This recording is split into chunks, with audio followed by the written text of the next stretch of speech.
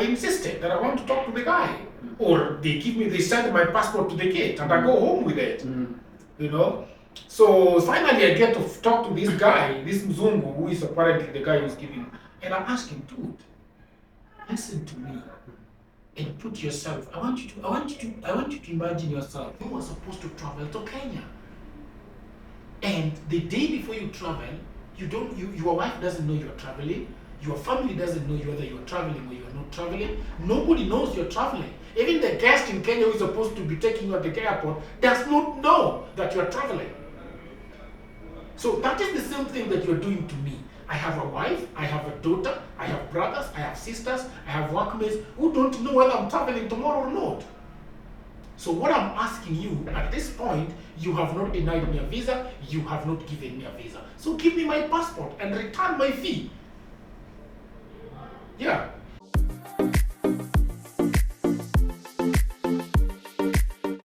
Good morning, good afternoon, good evening, good night for some, wherever you're watching us from. This is Diaspora, the Kenyan connection. So what this means is we're going to tell stories about, Kenyans and their diaspora kind of connection. So it could be Kenyans who are living abroad, it could be Kenyans who are traveling to other countries and other places. It could be other nationalities who have some sort of connection to Kenya. So maybe they live here or they work here as expatriates. They could be tourists.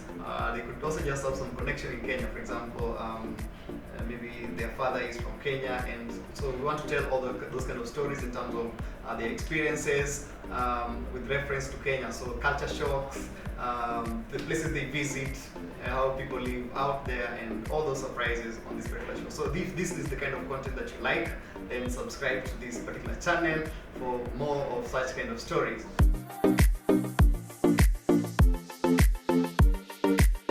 So on this particular show today, we have a very interesting guest.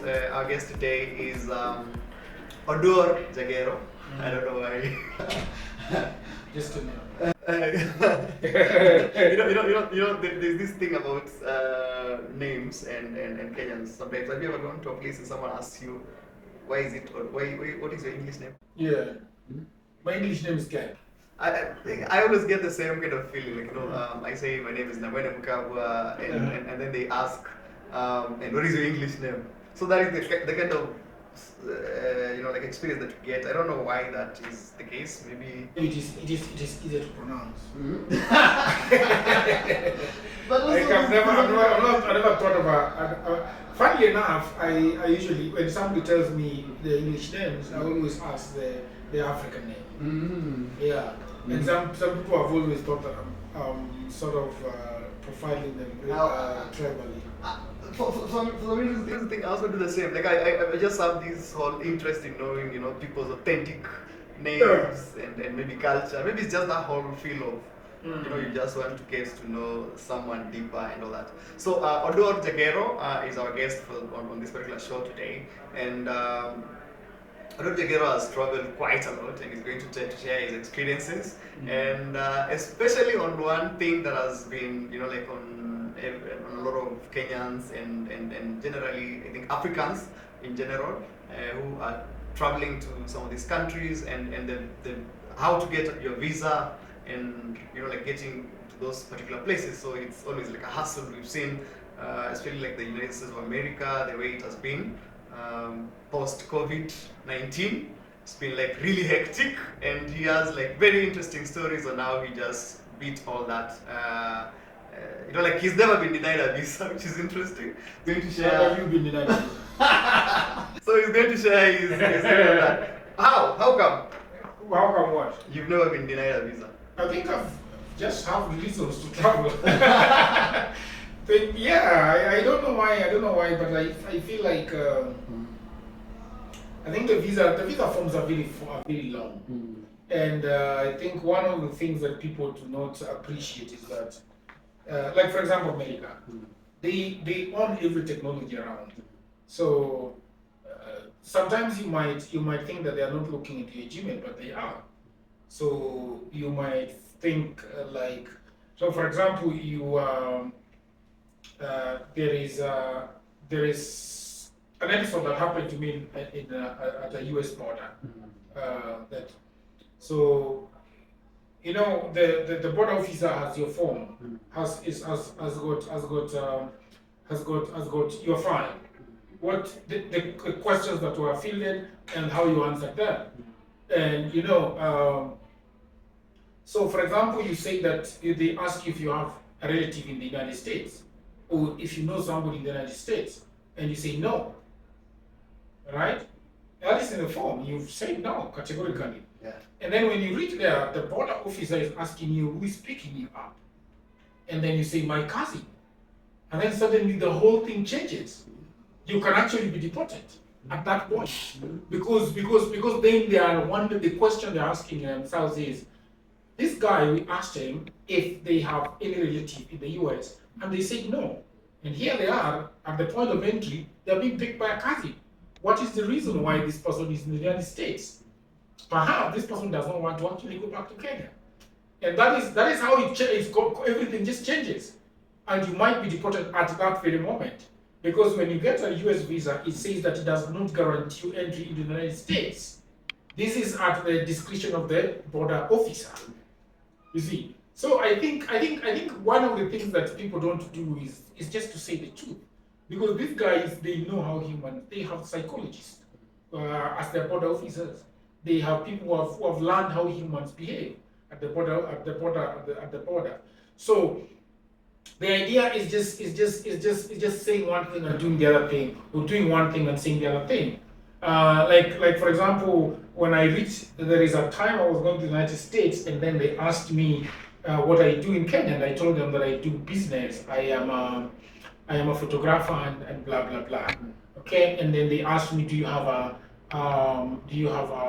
what is this thing that you give to people that you met? A business card. Yeah, and you know, I didn't have any, and I was going for a conference, and the guy asked me, it's very interesting that you was claiming to be a business person, and you're going to a conference and you don't have any business card. How does that work? You know, and you know, these border officers are very friendly when they only change at some point, but otherwise they're very friendly generally. So I told them, we don't do business cards. Yeah, and I was just telling them I actually don't do business cards. Where somebody wants to, we exchange on mobile phone, you know, or I just write him an email there and say, there you've got my email, and we just start conversing. We don't do business cards. You see, but then you're paperless. We're paperless. And then there is a time I was at the in the U.S. Embassy in Nairobi, and I was going for an event called Jumla World Conference. And you know, Jumla sounds like Swahili, but it's actually written J-O-O-M-A-L. Jumla, yeah? So this guy is asking me, why is this Kenyan thing or African thing having a conference in the US? You know? And I'm telling him, you are so mistaken. It is not a Jumla, it's not an African thing. It started by the US, by a US citizen, and is headquartered in New York. And it is a framework for making websites, and I believe probably your embassy website is made out of Jumla framework. You see, and then he says, is that so? So, talking about that, you know, you have very interesting stories. Stories. Like I read, you know, your articles that you post in this group. Wanderlust Diaries. So Wanderlust Diaries is a page. It's a Facebook page founded by Dr. Wala Makove, and Dr. Wala Makove is going through like a hard time. She just lost her brother. So our deepest condolences, Dr. Wala. So you write like very interesting articles on that particular page, like just about your experiences on travel. And there is the one, especially now, talking about the U.S. Embassy, where you went there and you actually were called for this conference to go to the U.S. Was it a conference or like some presentation? A business presentation or something? It was a business. A business kind of. I don't even know what to say. It was not an event actually. It was just us going to figure out some things together with the company that we were working with at the time. Yeah, so maybe you could tell us about the way, like, you know, it was so close to the day that you're supposed to travel, and with all these things that you're supposed to book an appointment earlier? No, so I was invited to Germany, and I was supposed to go to Germany and then Poland, Krakow, Poland, and then I was supposed to go to see my sister in Norway. Yeah, so basically three cities. So everything was set. The Germans had already given me a visa. I was going, and then a week before that, I get this email, an invite by Google to California. And it is so tight that even when I saw that invite, I said, this is no brainer, I can't go there. Unless I cancel my trip to Germany, I cancel my trip to Poland, I cancel my trip to Norway, and then I can maybe try and get a visa to the United States. Yeah. But then I didn't want to miss the trip to the 3 European countries. So I called the embassy in Nairobi, and they told me it is basically impossible for you to get any appointment date, leave alone getting a visa. And during all this time, I've not talked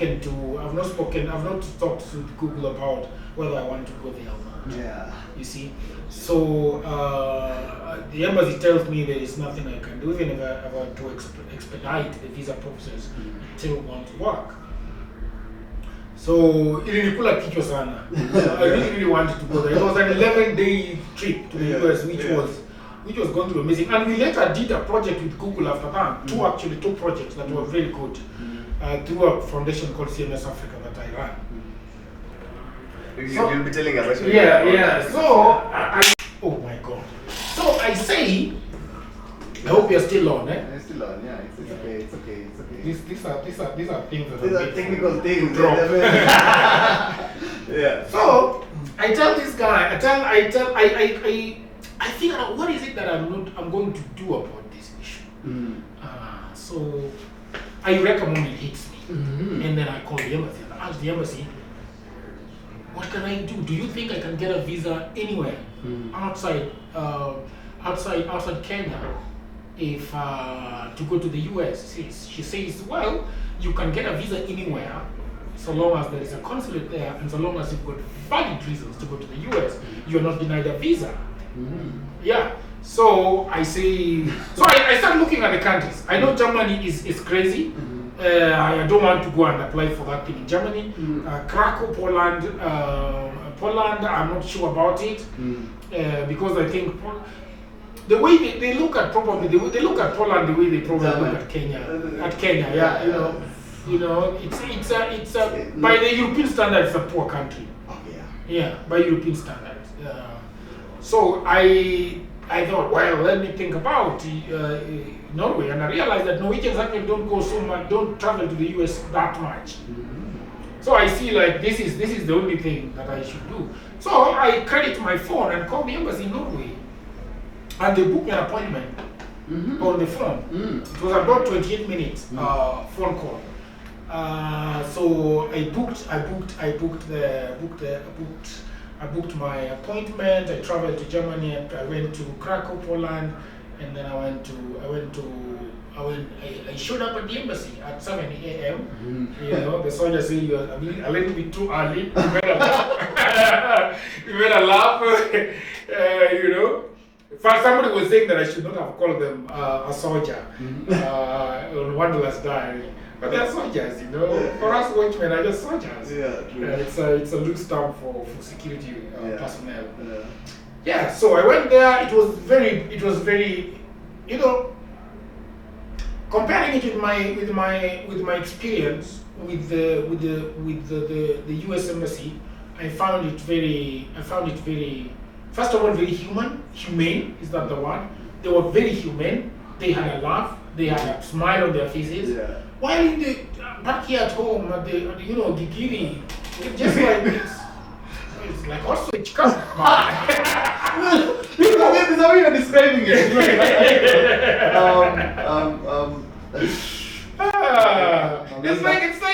It's like a funeral. Yeah, it's like a funeral. It's like somebody's buried there. People are uptight. People are like, And when you go there, by the way, I don't know if you've ever gone to that place. I've gone to the U.S embassy. Yeah, it's not a good experience. And the interesting and I hope probably one of these friends, I think the ambassador, the new ambassador, relatively new ambassador. The funny thing that the ambassadors, by the way, don't forget about these ambassadors. They have nothing to do with it. I'm saying, like, you know, she has committed to help to sorting this out. We hope she actually.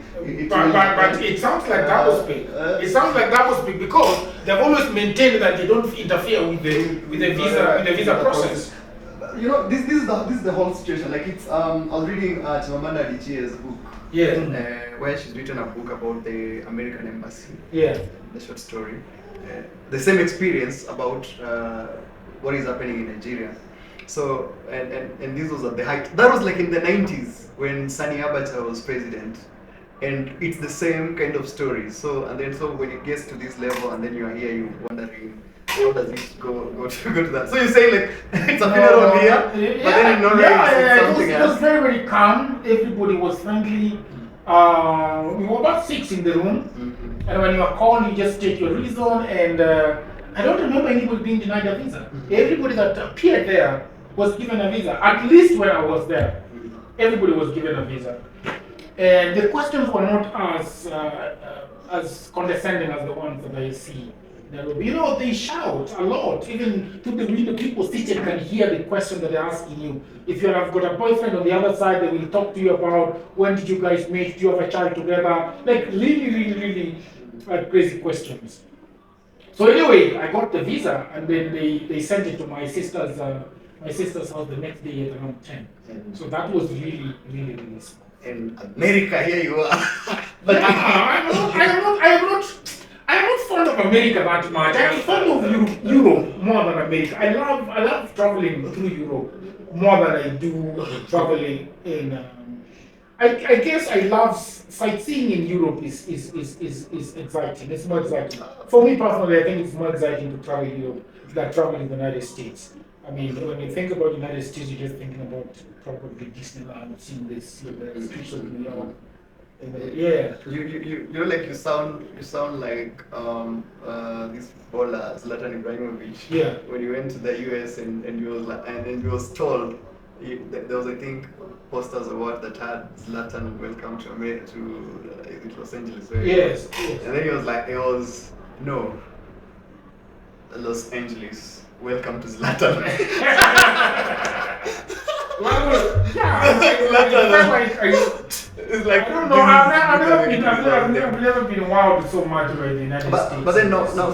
Okay, like on the same experience. So here you are in the Norwegian embassy. Rather, you're in Norway, and then now the American embassy there, and then now you've gotten your visa. But you also have like another story about the Norwegian embassy. Yeah, the Norwegian embassy. That was a very stupid. I think I don't like that. That story is crazy. The Norwegian embassy actually decided not to give me a visa until a date of my travel. I didn't have a visa. I got my visa at around 1 or 2 the same day. And I was traveling the next day. Wow. It was very, very bad. I had to drive to the embassy and stop at the gate and tell the soldier, you know what, I want my passport. You know? I want my passport because apparently I'm not at this point. I'm not denied and I'm not given a visa. So you give me my embassy, my passport. Yeah. So it was like, no, you can't come to the embassy. I said, I'm coming. I'm here. You know. So you go and make a phone call and tell them that I want to speak with them.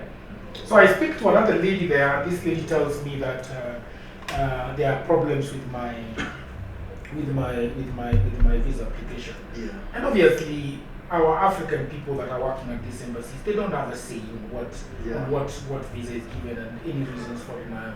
So I told her, you just give me the mzungu I talk to, because you unanichocha tu, hakuna chenye unajua kuhusu your application.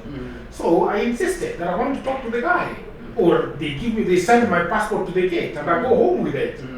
You know. So finally, I get to talk to this guy, this mzungu, who is apparently the guy who's giving, and I asked him, dude, listen to me. And put yourself. I want you to imagine yourself in Norway, whichever state, whichever town in Norway, whether it's Oslo, and you are supposed to travel to Kenya. And the day before you travel, your wife doesn't know you're traveling. Your family doesn't know whether you're traveling or you're not traveling. Nobody knows you're traveling. Even the guest in Kenya who is supposed to be taking you at the airport does not know that you're traveling. So that is the same thing that you're doing to me. I have a wife, I have a daughter, I have brothers, I have sisters, I have workmates who don't know whether I'm traveling tomorrow or not. So what I'm asking you at this point, you have not denied me a visa, you have not given me a visa. So give me my passport and return my fee. Yeah. Yeah, and this is actually like a really it's a really big issue, you know. At surface value, unless you're actually in that situation, that is when you realize, you know, the weight of everything. I remember there's another story that went around in social media not so long ago about this lady who, I think the mother or the daughter had died in the U.S. and she needed to travel and she couldn't. The same thing that Adichie writes about this lady during that war, it's actually based on, I think, a true kind of story. There is a lady who, during the civil war in Nigeria, so this lady, the husband had been killed or kidnapped, the child, the son, the young one, had been shot while she was seeing. She went to the the embassy, you know, and with all, you know, bloodied eyes, like it's just like another thing. So she goes over there and then she's asked those questions that you were talking about. Yeah. And then you know, in that whole, the human part almost feels like it's not there. Especially now if you're in that situation. So it becomes like a really hot one. But then now moving on. So for you, what are these hacks? You know, because we can tell from the way you're telling your stories, like you just don't give up and you think out of the box. And you confront. I don't think I think one of the problems that are also making it hard for us is yoga. Like you go to the embassy already unatetemeka. You know, you can't explain yourself. You go there and you are trembling. You umeisha tu na hata hujalizo swali moja. So I think that is the first thing. Mtu wajiamini tu. You know, at the end of the day, we are just humans. Hao wazungu wamekuja hapa Nairobi, wanakula hapa CJs, wanafanya kila kitu. I mean, they are human. At the point that you go to the embassy to look for a visa, there are only two things: denial or you are awarded the visa, and that's the thing. You know. So there is a time I told a lady at the German embassy that you are making me very anxious with the way you are asking me questions. I feel like you ask me one, I respond to you, but you can't ask me 3 questions in a row. You're basically intimidating me. Why? Why are you intimidating me? Why don't you just ask me a question? I answer. You ask me another one. I answer. And if I've forgotten, I have forgotten actually. You know, you are a human being. And this lady looked at me and she felt like I had talked, we were now eye to eye, like two humans.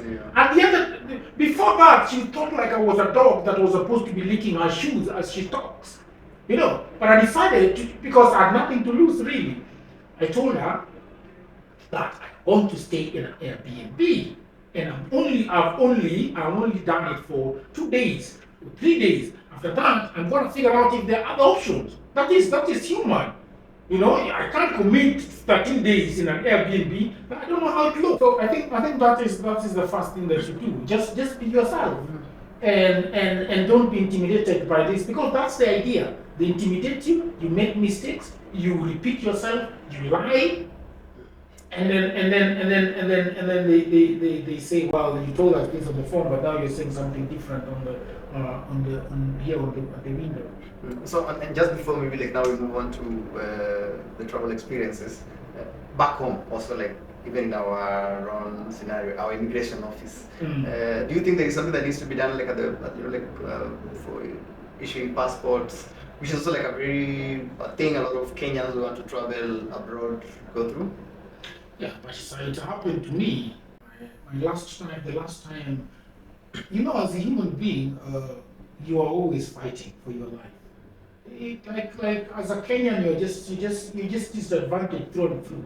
you are disadvantaged even before your own government, before your own immigration officers. Me, they refused to give me a passport in Kisumu for no apparent reason. My passport I got and lost in Barcelona. I came back home, I wanted a passport. I thought, well, let me go to the U.S in Kisumu, who are my tribesmen. They are going to give me a passport there. But the corruption in Kisumu is on another level. Niluti corruption, that's what I call it. You know. So I went there. They just got my papers. They were not giving it to me 1 month, 2 months. You know, and I went to Kisumu and they were telling me that there's a problem in the application. And I asked, how can there be a problem with the application, boss? It's a lost passport. You have the file. How can there be a problem? And if there is a problem, tell me. What is the problem? Yeah.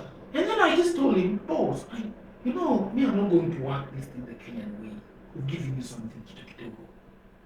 I'm not going to give you. Because you know what?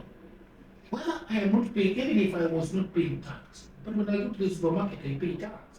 So you just do your work, and I'm not going to give you a single cent. And this guy thought I was so arrogant and told me, no, he told me, let's see. I told him, let's see. So I came here to Nairobi, second floor, and made so much noise. The guy called Kisumu and told them what is going on with the application. They had no reason to deny me the passport. Those guys actually took the file from Kisumu and I was given the passport here. So it's just, but imagine if your own people are treating you like that. Yeah. Do you expect anybody at the American embassy to treat you better? And that is the elephant in the room that we need to talk about. What is the reason why we are having trouble with passports? Well, right now, Qatar goes to the United States visa-free. Okay, so let's talk about Qatar. What was the state of Qatar in 1990? What was it? It was a desert. It had nothing. How about Dubai? Same. There was nothing. But so the elephant in the room is, let's talk about it. When somebody comes to your door and he's not having shoes on and he has not showered and there is a smell coming from him, you think twice before letting those people get into your house and sit on your couch. True or false? So true. That's so true. That's the thing. That's the thing. That it sucks. We have to clean up our mess. It sucks. It is true that people want to go to the United States and not come back. Is it true or false? It is true. Is it true that people want to go to Germany and not come back? It is true. I went to Italy, my friend, in a place called Pisa. And I got this guy that is the size of this young man, the same age. And I'm like, I'm so happy to see this guy. And I'm thinking, this guy is here in Italy. He's probably at university. I asked this guy, where are you coming from? And he tells me he's coming from a camp. And I'm like, okay. So I thought that the guy is actually in a football camp. Some sort of, okay. You get? So then I later asked my host, what kind of camp is this guy talking about? And she tells me it's a refugee camp. This young Nigerian who is 27 years old has come from a refugee camp. And back home, there is no war in Nigeria. You get? Yeah. But this young man who should be having his life back in Nigeria is living in a camp. The question is, what is the Nigerian government doing about their people? Where are they taking the oil? The other day I was watching this thing called a documentary called The War, the Football War, the Super League. Football War is on Apple Plus. And this guy is saying that Qatar is literally having money gushing from the ground.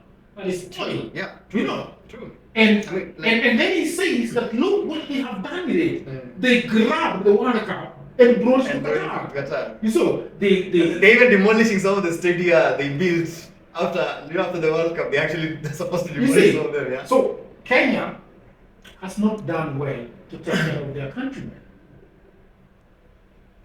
Right here in Nairobi, we are not doing well. The entire country, there is a hunger. When you go to my village right now, there is so much hunger. There is so much money being sent to the so that is the element. That is the elephant in the room. And just holding it there, there is the last couple of years, Kenyans abroad brought, like, I mean, the biggest, they've given the country the biggest foreign sort of foreign exchange. Yes. They're bringing it forward. So, like, they're remitting back to their family. So the you question see, is, that's the thing. so that is the question. Yeah, and that's the whole thing. That's the thing. Why? Why? And that is Why is Arab militant the one feeding people in the village? Yeah. You know, it's and basically we can be proud of it, but it's black tax. Yeah. What is it? Basically black tax. I mean, they're not. Well, you could say they are building houses here in Nairobi, but how many houses are they building? It's basically money for Sumawiki and men, right? And hospital bills and You know, things that should be probably could be taken care of. like my sister in Norway is sending money. And that money could go into investment, yeah? You know, so Your sister? My sister in Norway sends money back home every month. You know, she doesn't have a child here. She doesn't have brothers and sisters and children of brothers and sisters. So the money is coming back to actually do what the government is not able to do. Like my area is an agricultural land. There is no irrigation. Nobody is funding such kind of things. So that is the elephant in the room. Why? For me, I want to be. The question that you asked about visa is that if you were the United States, would you behave the same? I'll probably say yes. Because, and this is in quotes, a guy who is not smelling nice, who is in tattered trousers, who is not having shoes, is at your doorstep and has rang the bell. Do you let them in? I feel a lot of questions. You're going to ask them a lot of questions, right? Yeah. We talk about people one. Now, unakaa hapa Marangari siku gani? Can you imagine? Maswali yako! It's true. Maswali yako! I'm telling you. So now just going on to your travel experiences. How many countries have you been to? Slightly over 20. Yes, over 20.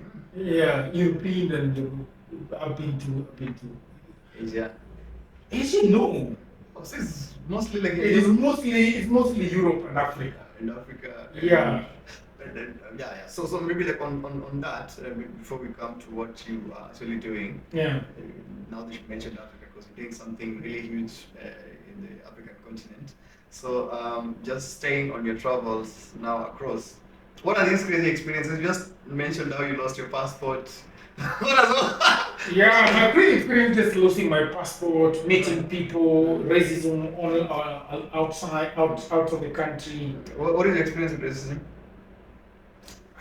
People just not talking to you nicely. Like there was a guy that was so pissed off at me in a I don't remember the name of that town in Norway, but he was just really pissed off at seeing a black man in this little white village, you know, and racism at the airports. Like I landed in Paris, and the only two people that they grabbed from the line is me and an Asian guy. And all the whites are left. And then I was having this speaker, a Bluetooth speaker, and the French immigration officials did not believe that it's a speaker. They thought that I had actually put drugs in it. And I took about 45 minutes at the airport. They were trying to open it up. They didn't have the screws for it. You know? At the end of the day, one of the guys says, probably should make this thing play. Alright? What? So I put it on, connected it with my iPhone, and it boomed. And then they let me go. So, and then at Frankfurt airport, this lady is asking me, do you know when you're going back to Kenya? And I'm looking at this 23, 24-year-old lady, so condescending to me, and I'm like, pardon me, are you really asking me if I know when I'm going back to my country? Is that really what you're asking? Because I don't think that's the question you're asking. So ask me the question that you're asking. You want to ask? Yeah, ask me the question because I don't believe I like the way you tackle all these things that are thrown at you. Yeah, and there are people realize that they're being racist. Mm. They only realize it Because they don't know. They are biases. They are biases. So when you let them know that they are actually being racist, then they take one step back. Yeah. This lady couldn't just engage with me after I told her that I think you're racist. I didn't tell her that I think you're racist, but I just told her that the question you're asking is not that question, because you can ask me to tell you if I know when I'm going back to Kenya, because I actually know. So what is the question you're asking me? I think you're asking me that whether I'm planning to stay here forever, and the answer is no. Wow. Yeah. Really powerful. Yeah. So those are, and then there is another one. And funny enough, these days European border officers are very young. They're very young boys from college or whatever that are there. Although they are not very racist these days, they sort of know what they should. But I feel like the training to be a border officer is there is a very racial bias to it. You know, I don't know. I would really love to know what exactly they're being trained about people coming from Africa and people coming from Asia, because the Asians are thought to be moving drugs, the Africans are thought to be going to Europe, they're not coming back. Not coming back. You see, it's a very I think the border officers in Europe and America and other places, they're in a catch-22. Yeah. It's a whole thing. It's a whole thing, and now it's affecting even the politics, the way politics is run in those countries. But I also think that our government should do better. You remember, I was banned from entering SA for 1 year because I overstayed my visa for 3 days. Wow. You know, but at that point that they are banning me for overstaying my visa for 3 days as an African, they would allow Brazilians to come into the country and stay for 6 months, visa free. And that is a very. Why is it that even in African countries, sometimes it's even harder to go to some of the African countries than to go to other places? Because our governments don't do anything. Like you see, I think an African government is looking at you as somebody they should take from. Like for me, my feeling about governments in Africa is that they're leeches. They're basically just leeches. They want to take from you, take from you, take from you, and take from you again. But they don't want to fight for you. For example, why is it that Uhuru Kenyatta and the South African government agreed to this visa-free, exchange, and then the Kenyan guys opened their borders immediately? The South Africans refused to open it for 3 years. They just did it last. When just the other day. Yeah. The day when it's actually Ruto that decided which is from now this January. Yeah. Yeah. So sometimes I feel like this negotiation should be done by our government. Like for example, you see the way they have done it with South Africa, which is very good. Yeah. Like you see, you can easily be deported from Botswana. My friend was refused entry into Botswana the other day. He was coming from Zimbabwe to Zambia, and he was refused entry at the border. So one of my friends with South Sudanese was actually deported from Zimbabwe back to South Sudan. Wow. So our governments need to do better. It has to be better. So maybe just slightly before now we talk about you and what you're doing. There is now a whole department in the Ministry of Foreign Affairs catering for guys in diaspora. Given your experiences traveling, what do you mean catering for them? A whole department now dedicated to diaspora. Yeah, what are they doing? Do you know?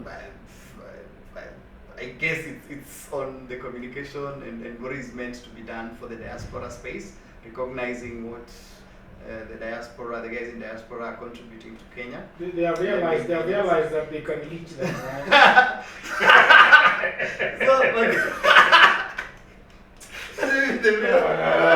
I was talking to someone in diaspora. When I lost my passport, tried me 7,000 for an A4 paper. A travel document. I think it was 70 euros or about 40 to 7. I mean, why? Why would you charge a Kenyan who has lost their passport and their belongings in a foreign country to give them? I'm not lying to you. It is an A4 photocopy paper with a stamp. How can that be? How can they don't give that for free? How? And they charge you, they do not have a camera to take your photo at the embassy in Madrid when I went there. Why? Why would a foreign mission not be able to take a photo of their citizen for free? And that is a good point for now. Department of Diaspora. PS, Madam, I hope you can hear this and listen to this. This is the cry of Kenyans and the experiences abroad.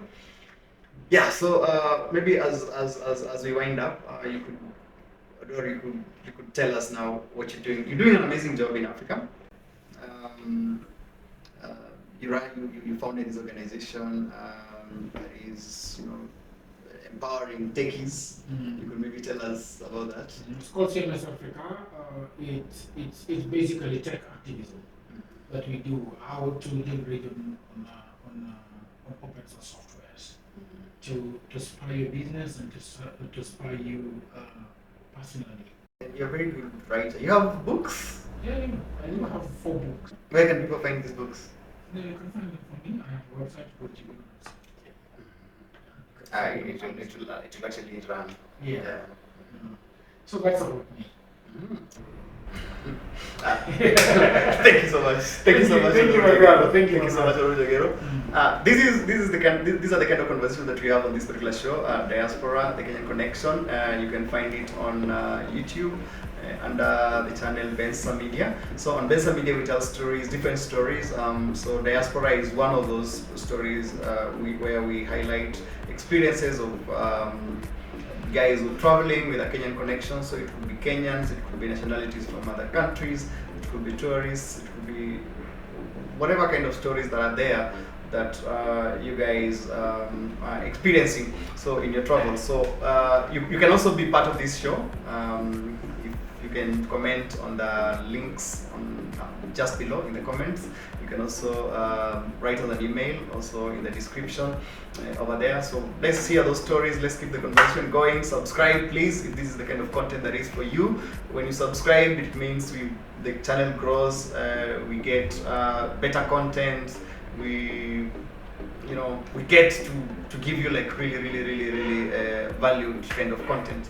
Thank you so much for watching us today, and peace.